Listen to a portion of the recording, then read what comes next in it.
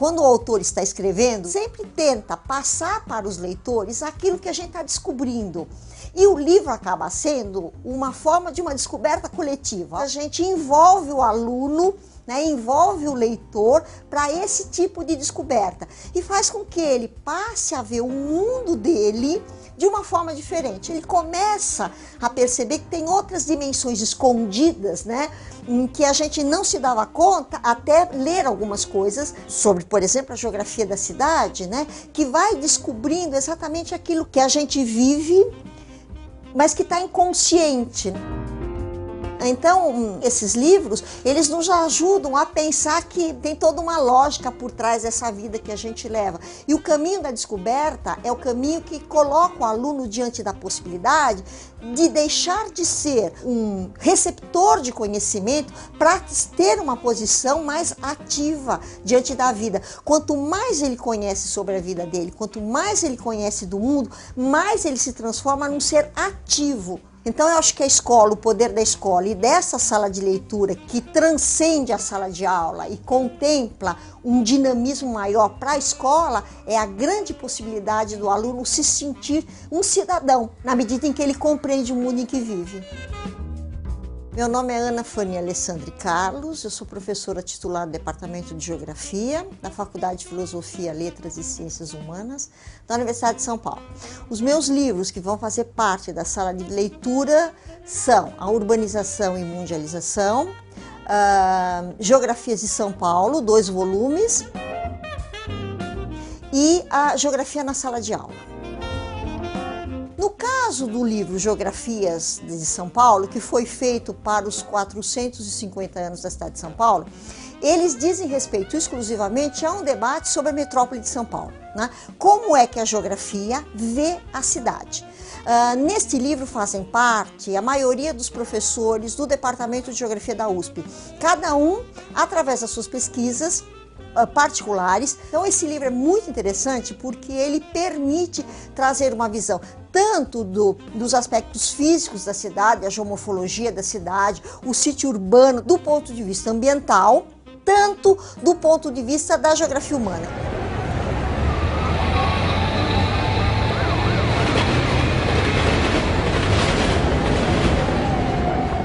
Como é que a população hoje de São Paulo, como é que essa sociedade vive a cidade de São Paulo, nos seus mais variados aspectos. Há também os professores que fazem a cartografia da cidade de São Paulo e que escrevem sobre essa cartografia. Então esses 2 livros, né, que compõem a série sobre os 450 anos da cidade de São Paulo, têm essa perspectiva. O livro sobre urbanização e mundialização já é produto de um convênio que o Departamento de Geografia da Universidade de São Paulo fez com o Departamento de Geografia da Universidade de Barcelona. Então é um grupo de professores que trabalham com a geografia urbana e que vão trabalhar a metrópole de São Paulo e os catalães a metrópole de Barcelona, a contemporaneidade da metrópole de São Paulo e a contemporaneidade da metrópole de Barcelona. Esses 3 livros agora revelam o fato de que as transformações do mundo moderno podem ser lidas e compreendidas a partir das transformações da grande metrópole. Se trata do fato de que hoje as transformações na metrópole são cada vez mais rápidas e a população que mora na metrópole, o cidadão metropolitano, percebe essas mudanças cada vez mais rápidas, influenciando a vida deles, né? Como as pessoas sentem esses processos de transformação através das transformações das formas urbanas. Esse trabalho sobre urbanização e metropolização se liga especificamente a essas mudanças que ocorrem no mundo globalizado. Daí a ideia de trabalhar com São Paulo e Barcelona, porque se trata de uma metrópole de um país periférico e uma metrópole de um país chamado central, né, que sofrem os mesmos processos de transformação, né, em graus evidentemente diferenciados. No caso de São Paulo, as transformações que tornam o espaço ainda mais segregado. As diferenças são muito mais profundas na nossa metrópole do que na metrópole de Barcelona. Sobre o livro As Geografias na Sala de Aula, o objetivo é voltar-se especificamente para o espaço da sala de aula e trazer para esse espaço um outro modo de fazer a geografia. Algumas pessoas pensam a geografia como a possibilidade de associar apenas a localização dos fenômenos no espaço. A geografia na sala de aula traz para o debate o fato de que a geografia faz parte da vida das pessoas. E como é que ela faz parte da vida das pessoas? Todas as relações que nós mantemos com o outro, em minha casa, na escola, nos momentos de lazer, dizem respeito ao fato de que todas essas atividades da minha vida cotidiana se realizam em determinados espaços, em momentos determinados do meu dia. O ato de ir às compras, o ato de ir ao cinema, de ir ao shopping center ou de brincar na rua, a geografia, ela diz respeito à vida das pessoas. E as transformações do espaço, no caso da cidade, dizem respeito às transformações da nossa vida. Então a geografia na sala de aula, por exemplo, é uma tentativa também de mostrar a cidade, de mostrar a geografia como próxima à vida deles. O livro tem um objetivo diferente dos outros dois. Enquanto os outros dois se tratam de analisar a cidade de São Paulo do ponto de vista da pesquisa, o Geografias na Sala de Aula já é um livro que está pensando no aluno. A ideia é a seguinte, é mostrar como é possível entender o mundo que o aluno está vivendo através da geografia. Todas essas atividades da vida cotidiana se realizam em espaços-tempos próprios para esta atividade. Então, a geografia diz respeito a esta análise da vida cotidiana se realizando nesses espaços-tempos, que é uma visão um pouco diferente daquela que se tinha de que a geografia era apenas a análise da localização dos fenômenos no espaço. Então, a geografia na sala de aula vai trabalhar com algumas noções que permitem ao aluno construir uma ideia sobre o mundo que ele vive. Tem uma dimensão que é do humano, né? Com esse corre-corre maluco, com essa velocidade incrível do dia a dia, com essa sensação de que o tempo passa e a gente faz muito pouca coisa, não é? E essa velocidade do tempo as pessoas percebem, mas o que falta perceber é que esse tempo veloz se relaciona com o espaço amnésico. O que eu chamo de espaço amnésico é um espaço metropolitano em que cada vez que a rapidez com a qual as transformações acontecem fazem com que as pessoas percam a memória dos espaços, porque os referenciais urbanos são constantemente destruídos. E aí o espaço amnésico aparece nesta sensação de perceber a cidade como estranhamento.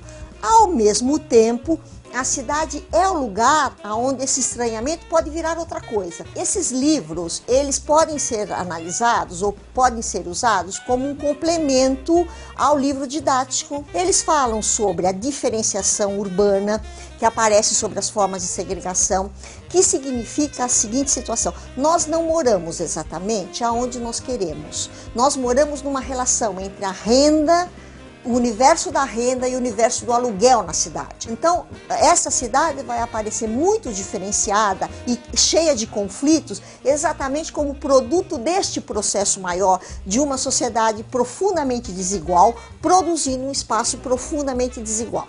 Então, os fundamentos dessa desigualdade que nós vemos na paisagem da metrópole, ele aparece mais desenvolvido e muito mais explicado em todas as suas facetas nesses livros. Eu vejo de forma muito positiva o fato de que na sala de leitura se encontrem 4 dos livros que eu organizei. Porque para o aluno pensar o mundo que ele vive e entender aquilo que ele vê no jornal, ou mais do que isso, aquilo que ele vê na televisão é muito importante. Qual é a explicação dessas coisas que nós estamos ouvindo, não é?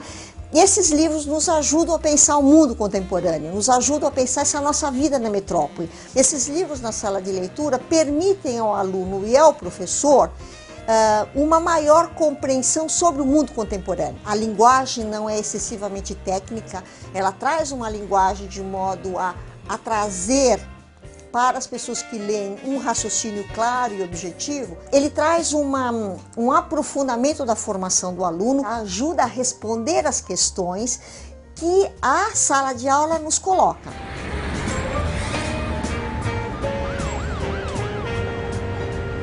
Então eu acho que esse é o sentido maior de uma sala de leitura, é fazer com que o aluno tenha contato com uma bibliografia e através dessa bibliografia ele sinta cada vez mais um interesse maior de abrir os seus horizontes para descobrir o mundo. Esses livros na sala de leitura permitem um uso para além da sala de aula, na medida em que eles podem, por exemplo, o professor pode caminhar com os alunos no bairro aonde está a escola, e quando ele voltar para a sala de leitura, ele tem livros que podem ajudá-lo a compreender este bairro e, mais do que isso, a compreender o fato de que este bairro não está isolado nem da cidade nem do mundo.